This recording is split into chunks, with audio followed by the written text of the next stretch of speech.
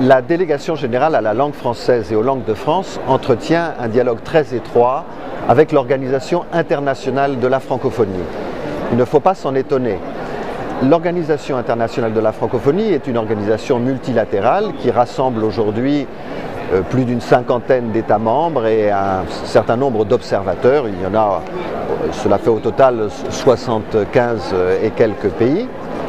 Et cette organisation est rassemblée par une conviction sur la diversité linguistique et par une volonté, celle de promouvoir une langue que les pays membres de l'OIF ont en partage. Il est donc naturel que nous entretenions un dialogue avec elle, et notamment un dialogue visant à resserrer les liens non seulement entre les pays qui ont le français pour langue officielle, seul ou à côté d'une autre langue, mais aussi les pays qui se reconnaissent dans une référence à la langue française. Et c'est pourquoi ces pays sont très nombreux.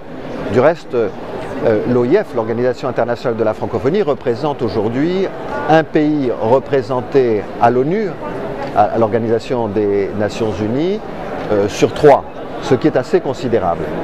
Et nous travaillons beaucoup avec elle, notamment pour développer des actions de coopération éducative dans les pays du Sud, et notamment en Afrique.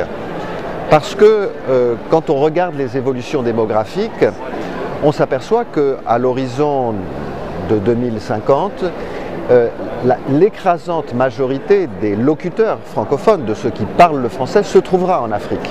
Il y aura quelques 500 millions de locuteurs du français en Afrique.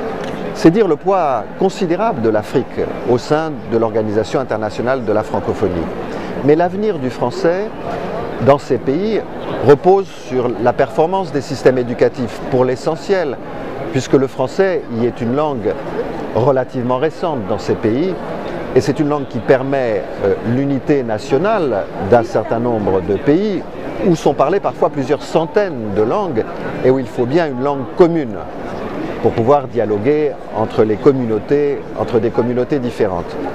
Et les systèmes éducatifs jouent un rôle, l'école donc joue un rôle très important dans la transmission de cette langue commune qu'est le français pour les pays francophones d'Afrique. Et donc nous travaillons beaucoup avec l'OIF pour améliorer les performances de ces systèmes éducatifs, pour faire en sorte que le français continue à être parlé dans les différentes circonstances de la vie sociale, mais aux côtés d'autres langues, des langues africaines et pourquoi pas des langues étrangères ou d'autres langues qui sont issues de la colonisation. Je pense naturellement à l'anglais.